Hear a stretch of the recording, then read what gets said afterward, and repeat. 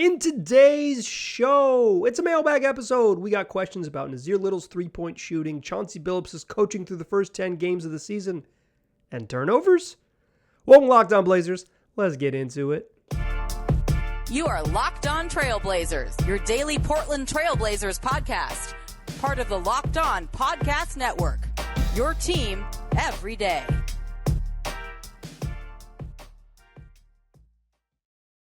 What up, world? It's your past first point guard and Trailblazers reporter, Mike Richmond. You're listening to another episode of Locked On Blazers, part of the Locked On Podcast Network, available wherever you get podcasts. It's also on YouTube. Why don't you make the show your first listen every single day? Coming at you 5 days a week, every single weekday, free on all platforms, the only daily Trailblazers podcast. So make Locked On Blazers your first listen. Tell your pals to do the same. It's your team every day. Today's episode is brought to you by LinkedIn. LinkedIn Jobs helps you find the qualified candidates you want to talk to faster. Post your job for free at linkedin.com/lockedonnba. We got a fun show for you today. It's a mailbag episode answering listener submitted questions all episode long. If you want to get involved in a future mailbag episode, there are two ways to do it. You can tweet at me at Mike G. Rich on Twitter. It helps if you wait for day of the show. I will send out a tweet. So listening questions, respond to that tweet. I'll get you in the show. If you don't want to wait, if you're thinking of it right now, the absolute best way to get in touch with me all the time is the email address. It is lockedonblazerspod@gmail.com. That is lockedonblazerspod@gmail.com. Email me there. Well, you can ask questions either for the show or just start a little quick correspondence. I'm pretty good about responding to emails, so that's the best place to do it.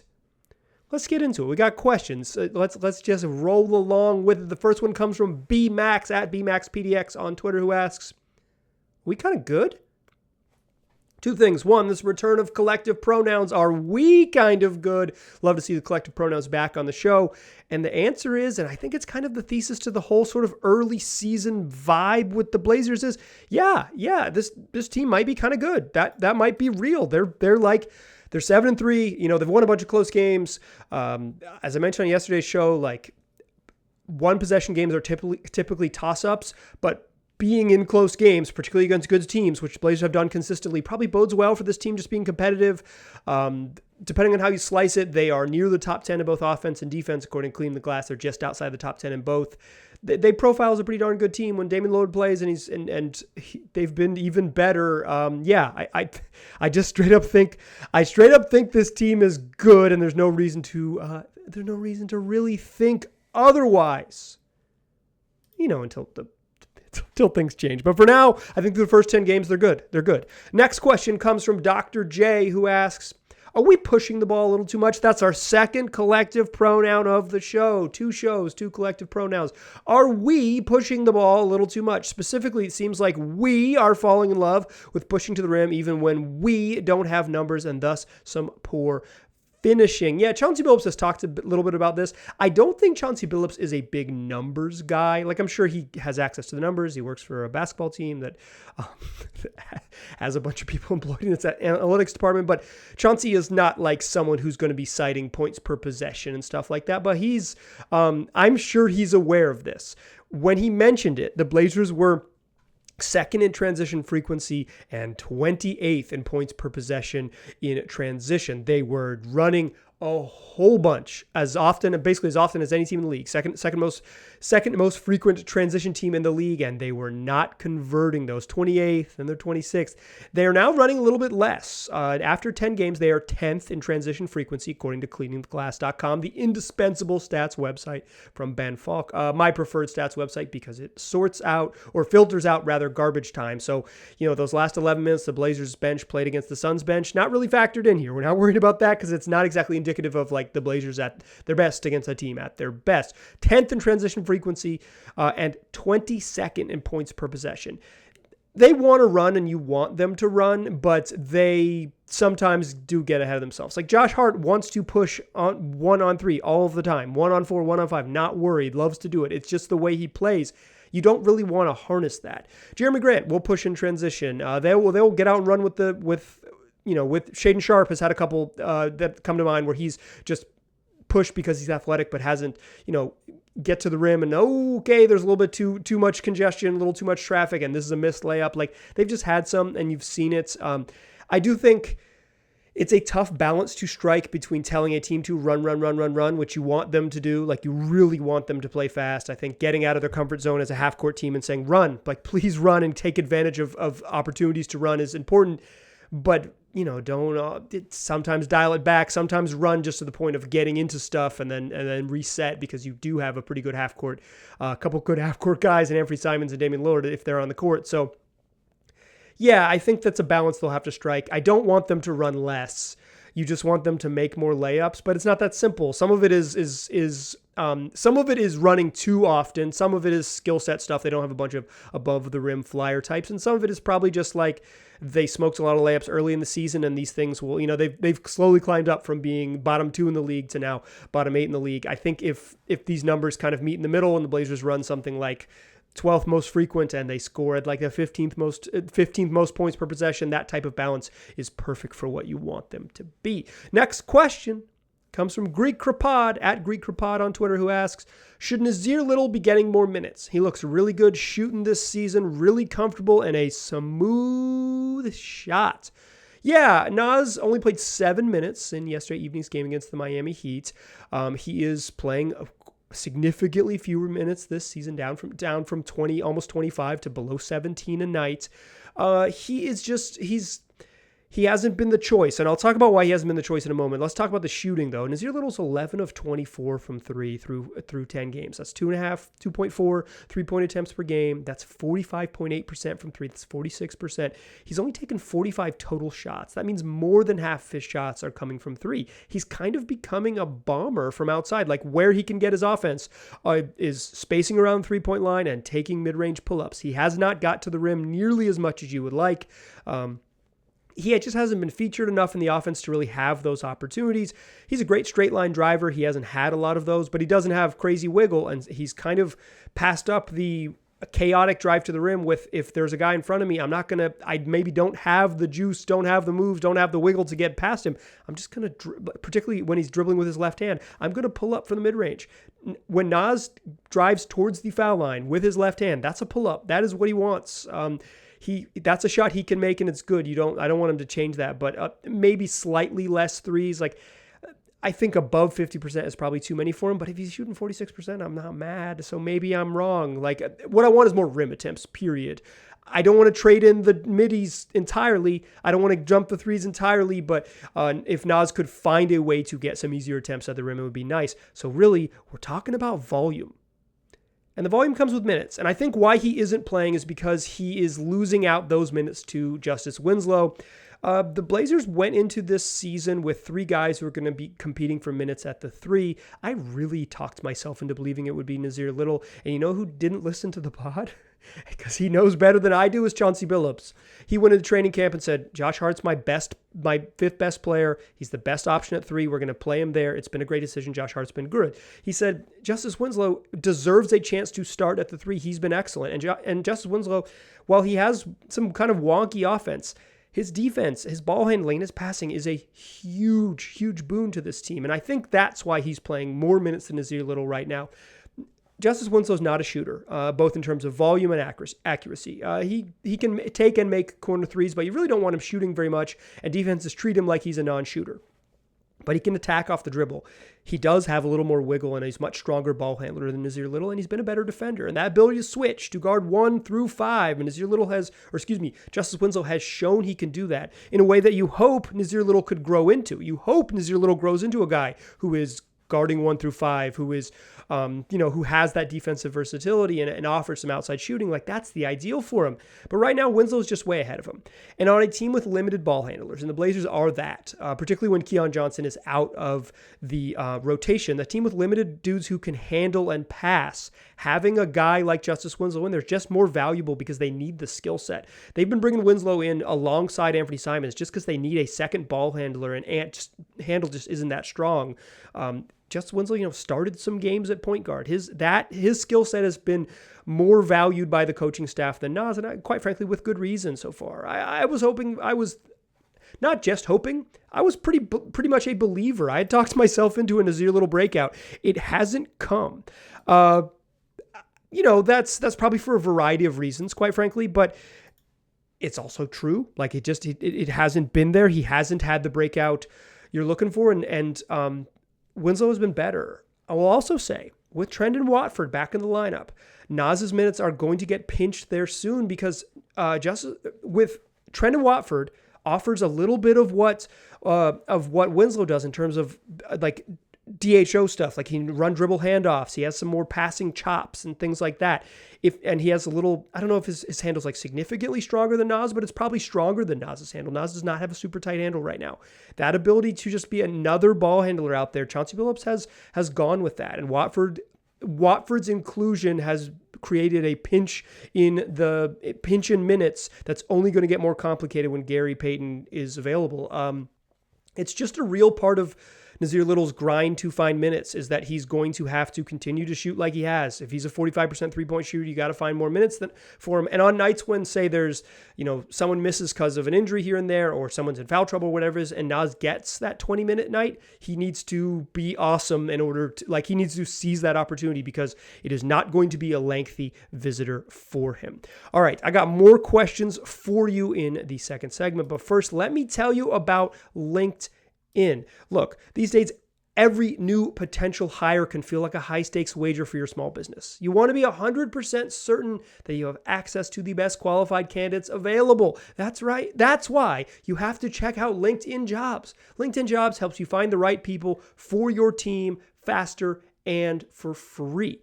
They got simple tools like screening questions, which make it easy to focus on candidates with just the right skills and experience so you can quickly prioritize who you'd like to interview and who you'd like to hire. It's why small businesses rate LinkedIn Jobs #1 in delivering quality hires versus leading competitors. LinkedIn Jobs helps you find the qualified candidates you want to talk to faster. Post your job for free at linkedin.com/lockedonnba. That's linkedin.com/lockedonnba to post your job for free. Terms and conditions apply. All right. Let's keep it rolling here with more questions on this glorious special delivery mailbag. I got a couple more fun ones for you, and the next one comes from Sheriff of Portland at Sheriff of PDX on Twitter, who asks, at what point do we start giving Chauncey Billups credit for the surprising start, or are we already there? If you are a regular listener to this podcast, I have been giving Chauncey Billups credit for very, very much of the start. He was from literally game one when he decided to go small against Sacramento to the minor moves he's made. Chauncey Billups has been really good this season. One game in, it's like he did a good sub. 2 games in, it's like he's starting to get it. 3 games in, when they're clearly have improved a lot on defense and they clearly are just playing the style that he wants to play, it's hard not to give the coaching staff credit. But coaching, so much of this is the record. Okay. So much of this is the record. The Blazers are 7-3, and you say Chauncey Billups deserves credit. I want to offer I want to look at one play to illustrate what I mean by the record. The Blazers have the ball in a tie ball game against the Phoenix Suns. Justice Winslow's inbounding. They are playing in a game without Anthony Simons and without Damian Lillard. They were up by 15. They are on the road without their 2 best players or their 2 best offensive players. Probably just straight up their 2 best players. In a game against a really good team in Phoenix, right? Like, that alone, to that point, Chauncey Billups has done a good job coaching, and regardless of what happens in the next moment, he has done a good job coaching. Then he draws up a banger. Dude pulls out a heater. This one is a great play. It's great for a variety of reasons. One, Jeremy Grant has been cooking. He had kind of a quiet second half, but he had 28 at this point. He's been cooking. His jumper has been great from the mid-range. You want to get him the ball with 1 second left. So Chauncey Billups draws up a play that is designed to go to Jeremy Grant and Jeremy Grant alone. It's not a lot of time to pass the ball around. You're going to want to throw it to the dude you want it to throw it to. It's a lob play. The play is a misdirection coming towards the basket, so Jeremy Grant can, or coming away from the basket towards the ball in the corner, so Jeremy Grant can slip away from the ball towards the basket, and Justice Winslow can throw a lob. It's a good play call. It's good play design. The problem is, DeAndre Ayton switches on to Jeremy Grant, and if you throw a lob at the rim, DeAndre Ayton's going to swat that thing, and you're going to go to overtime. It's going to be a tough game. Justice Winslow reads that, throws it long. Jeremy Grant catches it, travels, and hits a game winner. Regardless of the outcome, Chauncey Billups hit a home run with that one. He nailed it. He nailed it. But the outcome makes you think like, you got to give this dude credit. And what I'm saying is that all coaches can do is kind of like draw stuff on the whiteboard and put the dudes in the game. The dudes play and make the coach look better. But I think we can get caught up too much on results. Even if that result goes differently, so I've been talking about luck a lot on this podcast. Even if the Blazers are unlucky there, they played one hell of a basketball game. Chauncey Billups deserves credit for getting them through the first, 47 minutes and 59 seconds. The players had to bring him home, and they did.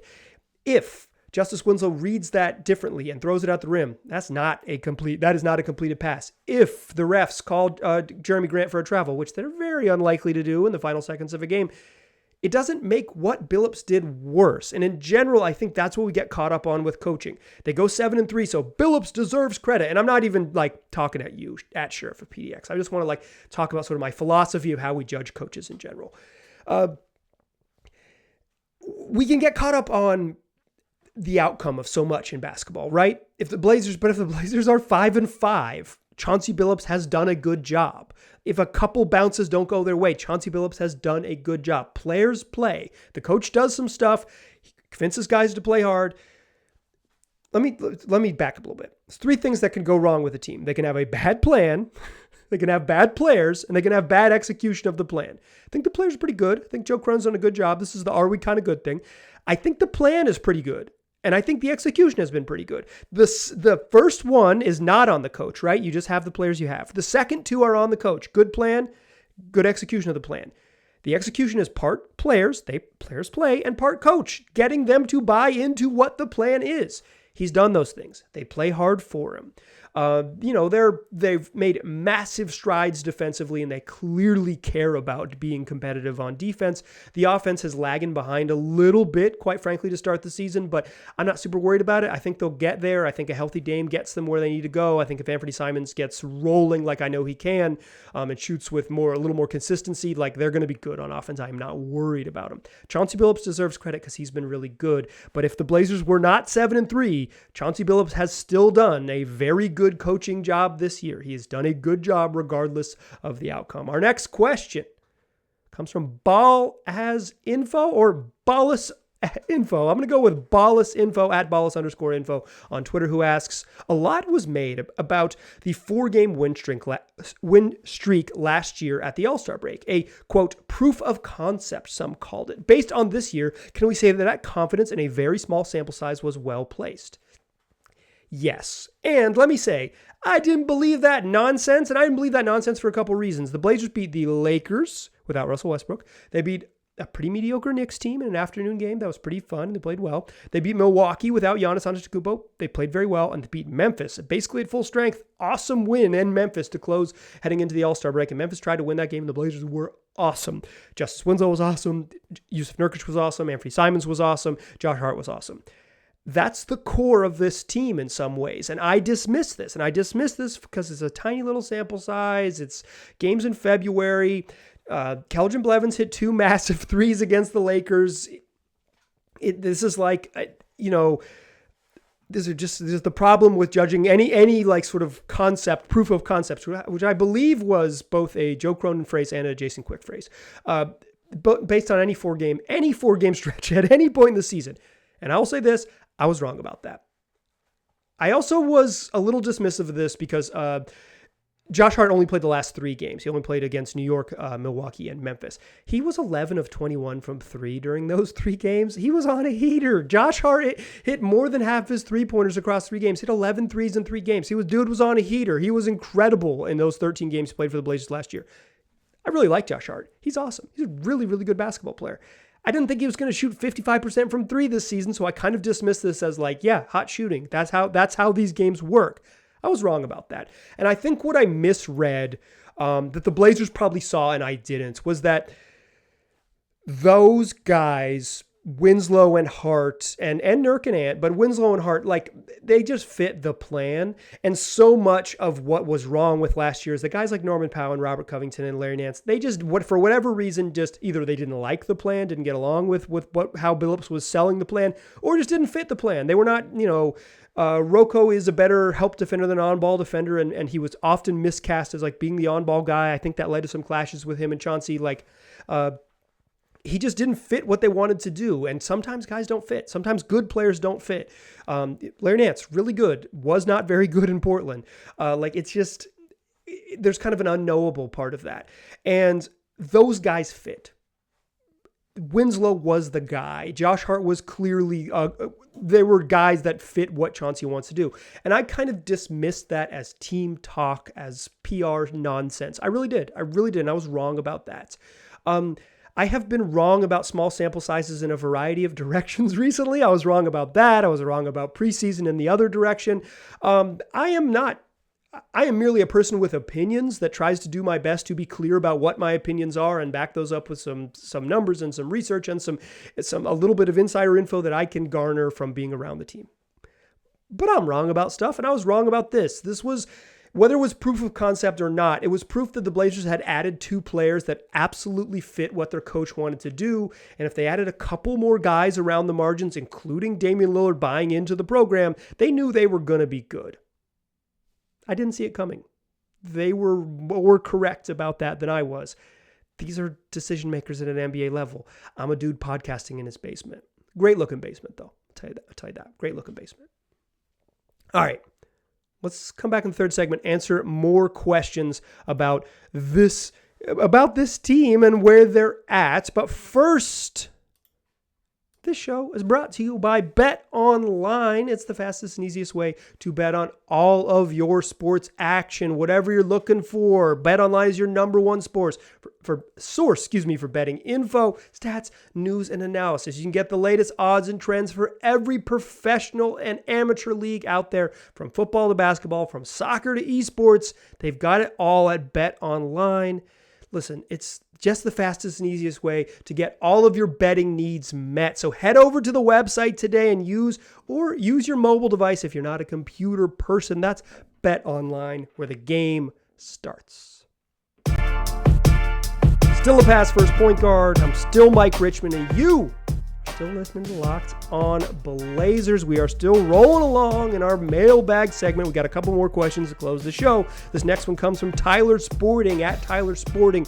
Name sounds like an MLS franchise set in the Midwest. Tyler Sporting FC Porto asks, Blazers ranked dead last in turnovers per offensive play. Come playoff time, this can cost you games and a series. I mean, it costs you games in the regular season too, baby. What can they do to work on this? Is it due to lineup fluctuations? Does this team need a true backup point guard?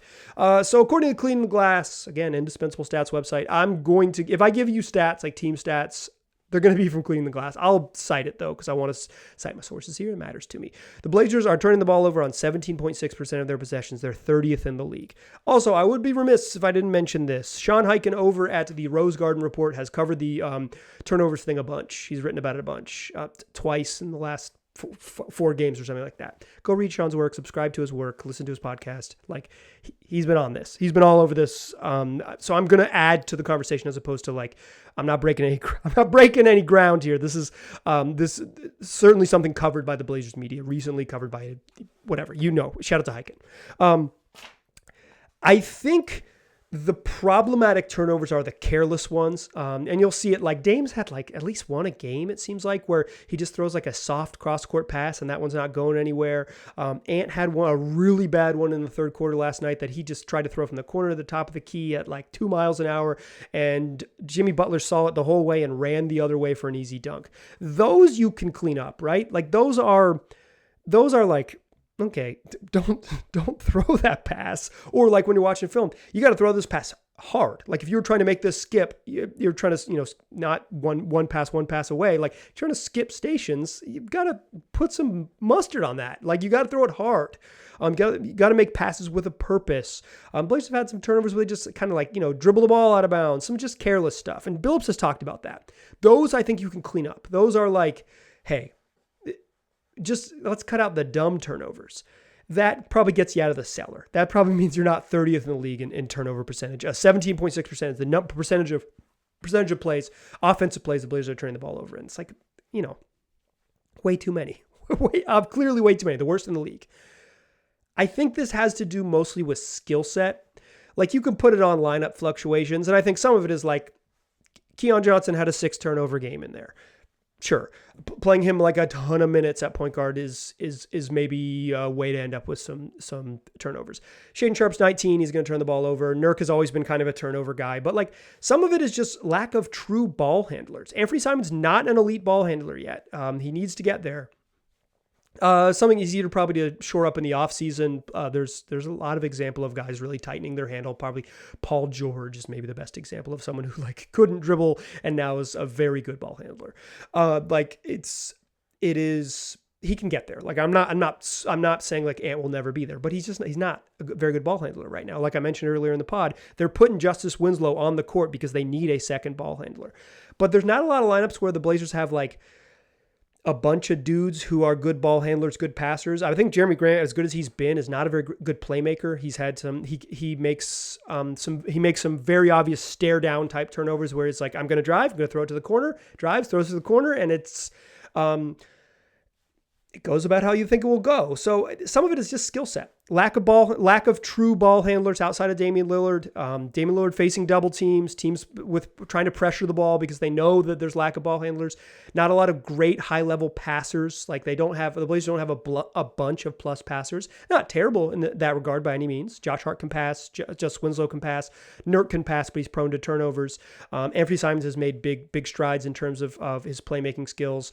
Like they have guys who can pass, but they don't have a bunch of like plus passers, like guys who are like way above average at passing. And I think that is certainly part of it as well. So some of it is just skill set. I think they're going to be a high turnover team because of skill set. And some is something we mentioned earlier in the show. They're playing fast. They are running, 10th with the 10th most frequency in transition opportunities in the league. Top 10 in the league in transition frequency.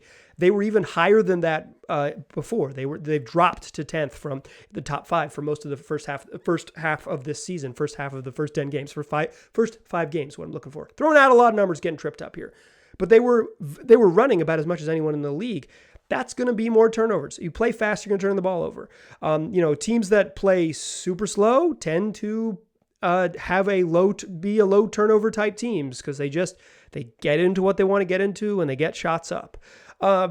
It matters. Like the Blazers need to clean that up. But the idea that it's just like a quick magic wand, they just got to like not do this, I think ignores the fact that some of it is definitely just skill set stuff. It's kind of who they are, and it's going to be a challenge for them. They don't need to be like a really low turnover team. They have been in the past with when they had Dame and CJ, but they're you pass the ball more, which they're doing more than they have in the past. You're going to turn the ball over more. You play fast, you're going to turn the ball over more, and you have lack of ball handlers and really high level passers. You're going to turn the ball over more. Skill set, style, all those things are going to play into it. I think they're going to be a below average turnover team all season long, but if they were like 20th and not 30th, they would be in a lot better shape. They're not giving up a ton of transition opportunities relative to how often they turn it over. Opponents' points off turnovers for the Blazers is right in the middle of the league. They're 14th, according to NBA.com. Like it's not killing them, but it is making life a little bit harder. And I also think points off turnovers is a little misleading. Live ball turnovers are very different from like stepped out of bounds. They take it out the full length of the court and score. That's still a points off turnover, but it's also against a set defense. It's just not a perfect stat. One of the most misleading stats is probably points off turnovers.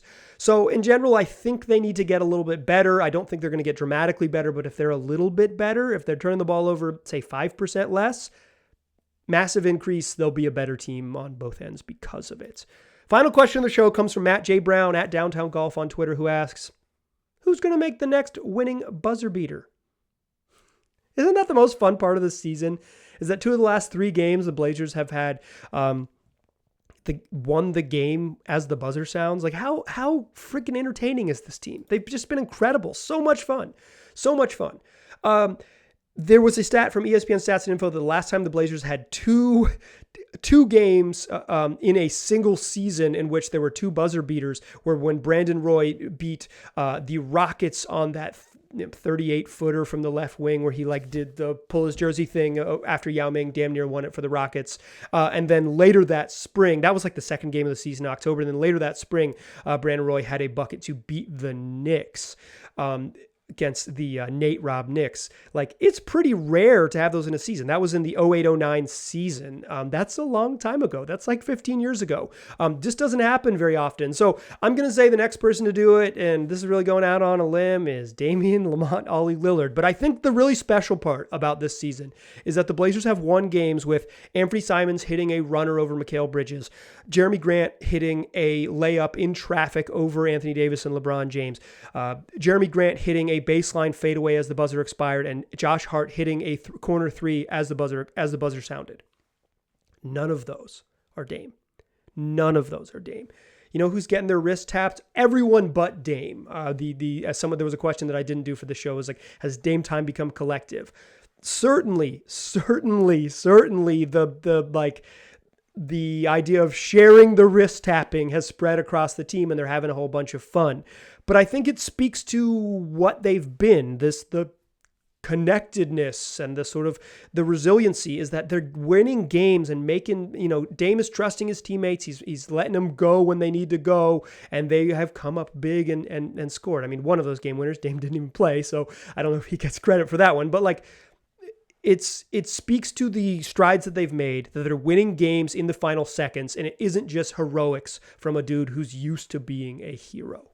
But he's my pick for the next one because it's a safe one. He gets the ball a lot at the end of the games, and he's really good at it. So I'll go with Dame as my next one to win, next one to hit a buzzer beater. Will it be again this season? I hope so. They've been really fun. That's going to do it for today's show. If you want to get involved in a future mailbag, lockedonblazerspod@gmail.com is the best place to send questions, or follow me on Twitter and I'll send out a tweet. But lockedonblazerspod@gmail.com. Send me an email if you'd like to. Thanks for making the show your first listen every single day. Free on all platforms, 5 days a week, coming at you every single weekday. The only daily Trailblazers podcast to make it a part of your daily routine and make it your first listen every day. Second listen. How about this? After you're done listening to this, how about your second listen is Locked On Sports Today, a 22-minute program recapping all of the biggest stories from all of the major sports leagues. There are too many sports to watch, so you can get caught up in just 22 minutes with Peter Bukowski, available wherever you get podcasts and also on YouTube. I appreciate you listening. The Blazers play Charlotte and then New Orleans. Their next two games. We'll have recap shows after that one. A whole bunch of fun to talk about, so come back and listen. I appreciate you listening. I'll talk to you soon.